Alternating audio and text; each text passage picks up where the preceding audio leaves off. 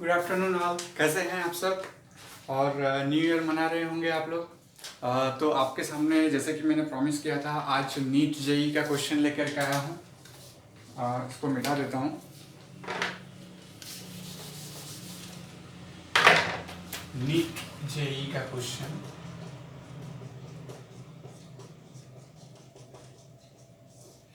और ट्राई कीजिएगा कि साथ साथ में सॉल्व करें, है ना। जितना साथ साथ में अगर आप सॉल्व करेंगे तो ये आपके लिए ही ज़्यादा बेनिफिट होगा, है ना, क्योंकि इमीडिएटली फिर आपको तुरंत आंसर भी मिल जाएगा जैसे जैसे वीडियो आगे बढ़ते जाएगा। और जो लाइव चैट का फैसिलिटी है उसका यूज़ कीजिए, हम भी रिप्लाई करेंगे, है ना। जो भी आपका डाउट है आप पूछिएगा उसमें, है ना, हम रिप्लाई करेंगे। चलिए देखते हैं, है ना, नीट जेई का कौन सा क्वेश्चन आया है आज। ये क्वेश्चन है ना। ठीक है, ये क्वेश्चन है, which one of the following reactions involves change from sp2 to sp3। Reactions दिया हुआ है, रिएक्शंस में पूछ रहा है कि sp2 से sp3 में जो जो चेंजेस हुआ है हाइब्रिडाइजेशन में, उस रिएक्शन को पता करना है। मैं 4 रिएक्शन आपके सामने लिखने जा रहा हूँ, बस आपको रिएक्शन में फाइंड आउट करना है कहाँ sp2 से sp3 में चेंजेस हो गया, वही आपका करेक्ट आंसर है। यही पूछ रहा है आपसे, है ना, और कुछ नहीं पूछ रहा है। तो जैसे ऑप्शन नंबर ए में दिया हुआ है, मीथेन का रिएक्शन ये कराया है 2Cl2 के साथ, तो ये CH2Cl2 प्लस 2HCl बना है। ऑप्शन नंबर बी है आपका, NH3 का रिएक्शन प्रोटॉन के साथ कराया है, तो ये बन गया है NH4 प्लस। ऑप्शन सी है आपका, AlCl3 का रिएक्शन करवाया है इसने Cl माइनस के साथ, तो बन गया AlCl4 माइनस।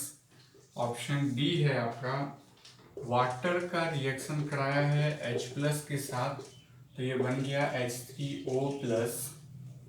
ऑप्शन ई में आपका PCl3 का रिएक्शन कराया है Cl2 के साथ, तो बन गया ये PCl5। इसमें देखिए कितना तरह का क्वेश्चन हम लोग डिस्कस करेंगे यहाँ। एग्जाम्पल, जो भी आपको 5 तरह का रिएक्शंस दिख रहा है, आप इसमें से इस मॉलिक्यूल का, इसका मतलब टोटल 10 मॉलिक्यूल का हाइब्रिडाइजेशन अभी आप देख लेंगे, है ना, इस क्वेश्चन में, करेक्ट। तो हमें सिर्फ सही आंसर फाइंड आउट करना नहीं है। जब भी आप रिवीजन करते हैं या प्रैक्टिस करते हैं तो सिर्फ सही आंसर फाइंड करके खुश मत होइए, उसमें से जो बाकी गलत है वो क्यों गलत है ना, उसका एक अच्छा एक्सप्लेनेशन क्या हो सकता है, क्योंकि वही आपका पोटेंशियल क्वेश्चन होता है नेक्स्ट टर्म में आने का, है ना। पूछा हुआ क्वेश्चन कोई नहीं पूछता है वापस से, बस उसका कॉन्सेप्ट को आपको पकड़ लेना है ना। तो यहाँ पर जैसे है आपका इस रिएक्शन में यही पूछ रहा है कि sp2 से sp3 में कहाँ चेंज हो रहा है। इसका मतलब यह है कि इस साइड का सारे मॉलिक्यूल का हाइब्रिडाइजेशन निकाल लीजिए जहां पर sp3 है ना, या फिर इस साइड का सारे मॉलिक्यूल का हाइब्रिडाइजेशन निकाल लीजिए जहां पर sp2 है। देखिए sp2 से sp3 कहाँ गया, है ना। तो इसके लिए क्या करना है, जैसे सबसे पहले इस मॉलिक्यूल को लेंगे, हमें पता है इसका हाइब्रिडाइजेशन sp3 है ना। जिनको नहीं पता है, बिल्कुल आसान सा है, जो मैं बार बार बताते जा रहा हूँ कि पहले स्टेरिक नंबर निकालिए, 1/2 valence electron plus monovalent atom या एलिमेंट जो भी लिखेंगे, है ना, और उसका प्लस माइनस कैटाइन और प्लस एनाइन, ये करेंगे आप, है ना। तो इस फॉर्मूला का यूज करेंगे सब मॉलिक्यूल के लिए। जैसे इस दोनों मॉलिक्यूल के लिए यूज कर रहे हैं हम, यहाँ CH4 है, CH4 में आपका वैलेंस इलेक्ट्रॉन कार्बन का कितना होता है, 4, तो 4 प्लस मोनोवैलेंट कितना है इसमें, 4 माइनस 0 प्लस 0, कोई कैटाइन कोई एनाइन नहीं है, तो 4 4 8/2, तो 4 मतलब ये हो गया sp3। ये तो यहाँ बनेगा ही नहीं, क्योंकि ये कह रहा है sp2 से sp3 जो बनेगा, है ना, तो ये तो बनेगा ही नहीं। यहाँ पे इसका हाइब्रिडाइजेशन क्या होगा देख लीजिए, यहाँ भी स्टेरिक नंबर ये 4 हो गया, 4 प्लस ये 2 2 4 8 हो गया, 8/2 4, ये भी sp3 आ रहा है हमारा, है ना, ये भी sp3 आ रहा है। अगर आप देख रहे हैं कि इतना जल्दी जल्दी कैसे निकाल रहे हैं हाइब्रिडाइजेशन, तो मेरा प्रीवियस नीट जेई का देखेंगे, उसमें हमने बताया आपको कि हाइब्रिडाइजेशन कैसे निकाला जाता है ना।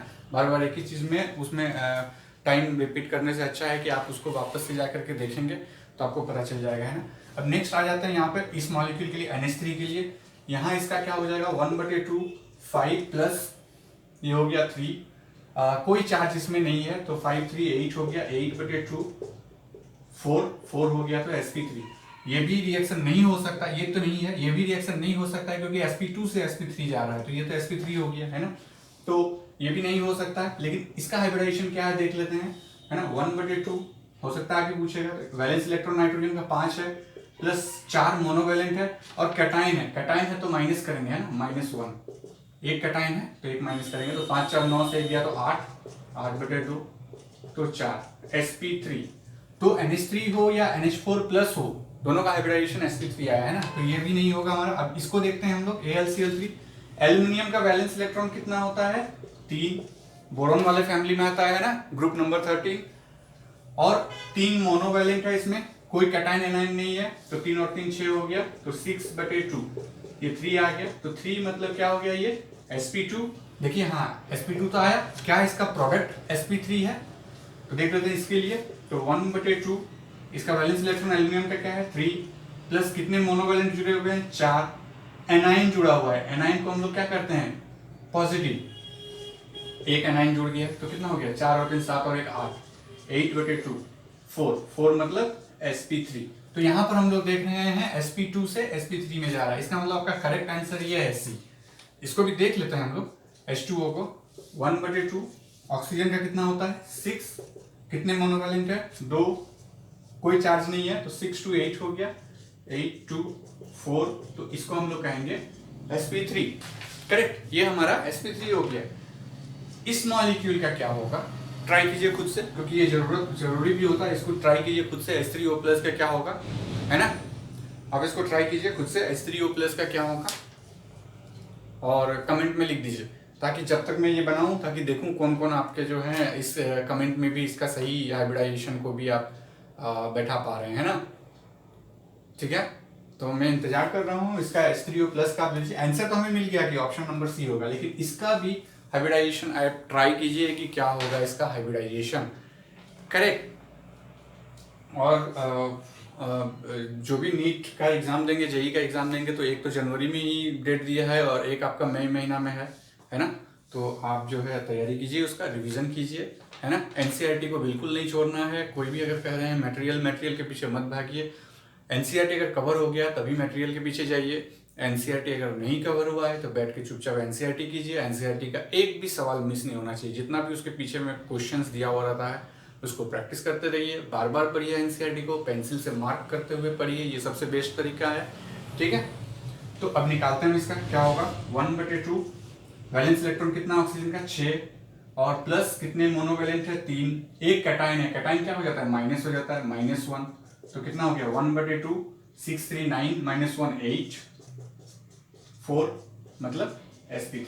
तो ये भी हमारा sp3 ही रहा। ठीक है, PCl3 का हाइब्रिडाइजेशन क्या होता है, देखिए फास्फोरस 5 होगा, नाइट्रोजन वाले फैमिली में आता है, ग्रुप नंबर किसमें 15, है ना।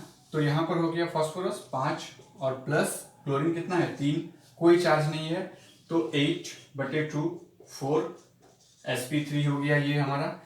ये PCl5 क्या होगा हमारा, यहाँ देखिए 1/2 5 प्लस कितने मोनोवैलेंट है 5, कोई चार्ज नहीं है, तो 10/2 5, इसका मतलब sp3d, है ना, sp3d होगा। तो ये हाइब्रिडाइजेशन वाला हो गया हमारा पार्ट। नेक्स्ट जो क्वेश्चन है आपका वो हम देखेंगे, नाइट्रो, डिफरेंट तरह का नाइट्रो है, और एक NH3+ NH4+ है, वो इजीली आप निकाल लेंगे। चलिए देखते हैं कैसा है क्वेश्चन वो। ये फॉर्मूला आपको बहुत काम आएगा, है ना, इसका यूज कीजिएगा।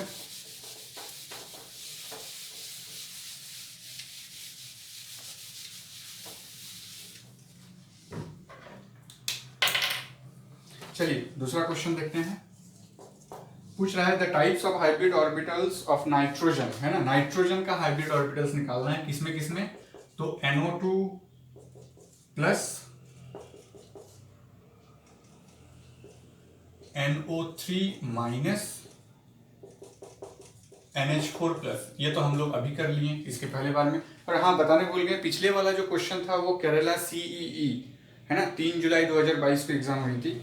ठीक है, और ये वाला क्वेश्चन जो आपको जेई मेन में आया हुआ है ना, नाइट्रोजन का जो है हाइब्रिडाइजेशन पूछा है रिस्पेक्टिवली। 4 ऑप्शन दिया हुआ है। ऑप्शन नंबर ए है sp, sp3, sp2, option B है sp, sp2, sp3, option C है sp2, sp, sp3, option D है sp2, sp3, sp। क्या होगा बताइए, फिर हम शुरू करते हैं इसको बनाना, है ना, 1 by 1। तो कौन सा ऑप्शन होगा, ABCD 4 में से कौन सा ऑप्शन होगा। चलिए, एक बहुत अच्छा प्रैक्टिस है आपके लिए, आप इसको प्रैक्टिस कीजिए। और निकालिए, चार में से कौन सा ऑप्शन सही होगा, आप इसको निकालिए। चलिए फटाफट, है ना, निकल गया होगा बहुतों का, है ना, तो आप रिप्लाई कीजिए, है ना। चलिए देखते हैं, सबसे पहले इसको लेते हैं हम लोग, सेम वही 1/2, नाइट्रोजन का कितना है 5 प्लस मोनोवैलेंट, ऑक्सीजन डाईवैलेंट में आता है, अगर आप डाईवैलेंट मान के चले हैं तो आप गलती किए होंगे, है ना। ऑक्सीजन मोनोवैलेंट मान के चले हैं तो गलती किए होंगे, ऑक्सीजन डाईवैलेंट होता है, तो यहाँ पर एक भी मोनोवैलेंट नहीं है तो 0 होगा वहां पर एडिंग।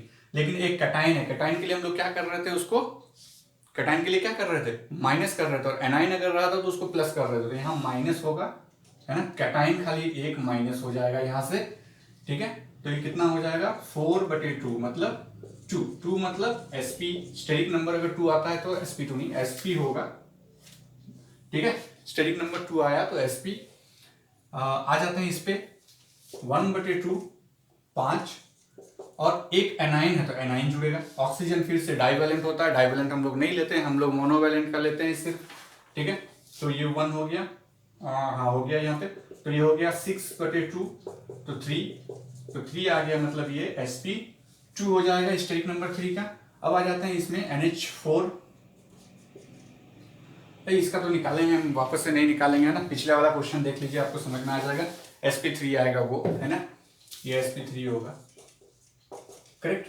तो आप इसमें देखिए कौन सा आंसर आएगा, पहला तो sp2 है ना, sp3, sp3 नहीं होगा, ये sp2 sp3 ये सही है ना, बाकी फिर देखने की जरूरत ही नहीं है, हमें मिल गया ऑप्शन, ऑप्शन बी हमारा क्या है यहाँ पे सही आंसर होगा। तो जिसने जिसने बनाया होगा करेक्टली, तो समझ जाइए कि आपका कॉन्सेप्ट धीरे धीरे क्लियर हो रहा है और आप उसको आगे सही डायरेक्शन में आप जा रहे हैं। और जिसका इसका रॉन्ग हुआ होगा, वापस से आप केमिकल बॉन्डिंग जाके पढ़िए, कोई डाउट है तो आप हमसे पूछ सकते हैं, हम आपको बताएंगे, हम आपको समझा देंगे, इतना इजी वे में समझाएंगे कि वापस से आप कभी नहीं भूलिएगा।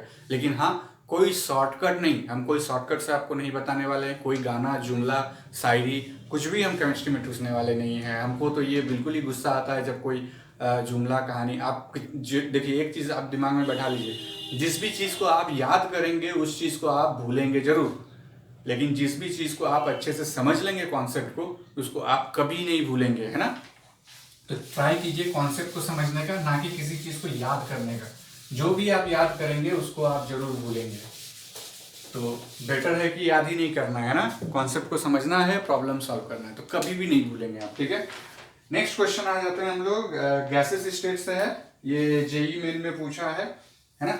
ये क्वेश्चन तो राइटिंग में तो बहुत बड़ा हो जाएगा, तो हम इसको लिखेंगे नहीं, हम आपको बता देते हैं, हम ये बता देते हैं कि क्या क्या दिया हुआ है और क्या क्या उसको चाहिए। एक बार रीडिंग कर देता हूँ वैसे, एट 300 केल्विन, है ना, a sample of 3 gram of gas A, है ना, gas A occupies the same volume H 2 gram of hydrogen at 200 kelvin at the same pressure, है ना, the molar mass of a gas A का molar मास पूछ रहा है। क्या क्या दिया हुआ है उसको लिखते जाते हैं।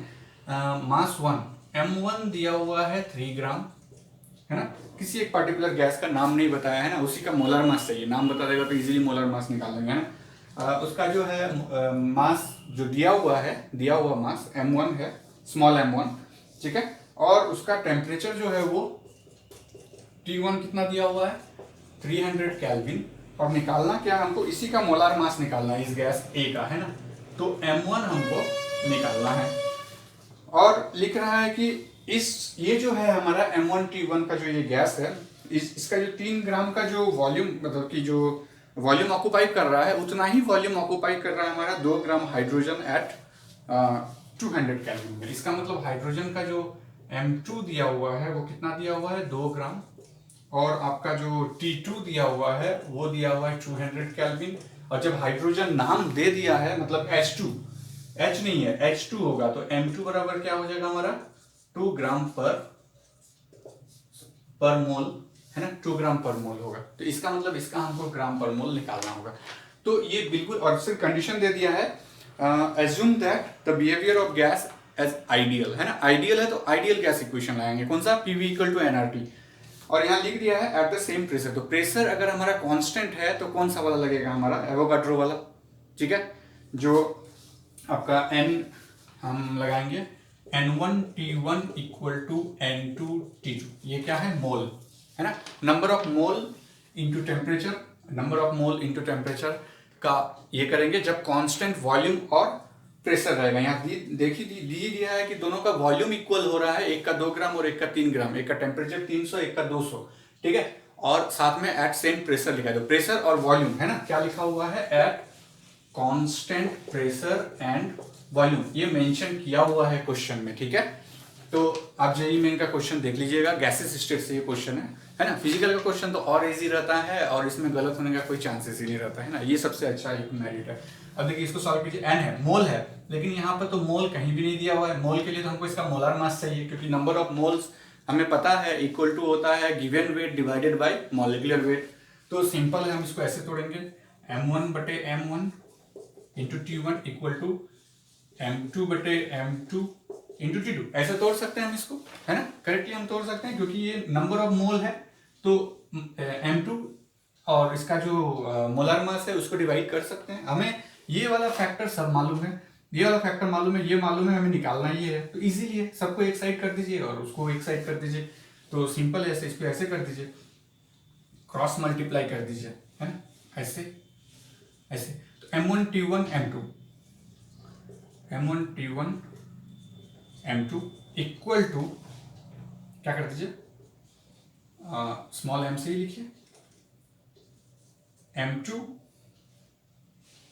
है ना, T2 और m1, ये हो गया। निकालना क्या है, m1, तो m1 को इधर रखिए, इस m1 को वापस से सब भेज दीजिए, m1 T1 m2 divided by m2 T2, सब वैल्यू को बैठाइए यहाँ पे, है ना। हमारे पास m1 इक्वल टू क्या होगा, m1 स्मॉल m1 क्या है हमारा 3 ग्राम इंटू T1 क्या है हमारा 300 केल्विन इंटू m2 क्या है हमारा 2 ग्राम पर मोल डिवाइडेड बाय स्मॉल m2 क्या है हमारा 2 ग्राम इंटू T2 क्या है हमारा 200 केल्विन। चलिए क्या होता है, ये कैंसिल हो गया, ठीक है। और क्या हो रहा है यहाँ पे,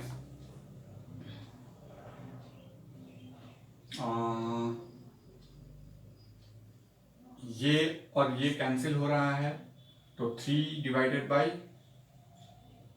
2 हो रहा है, सॉरी 9 डिवाइडेड बाई 2 होगा।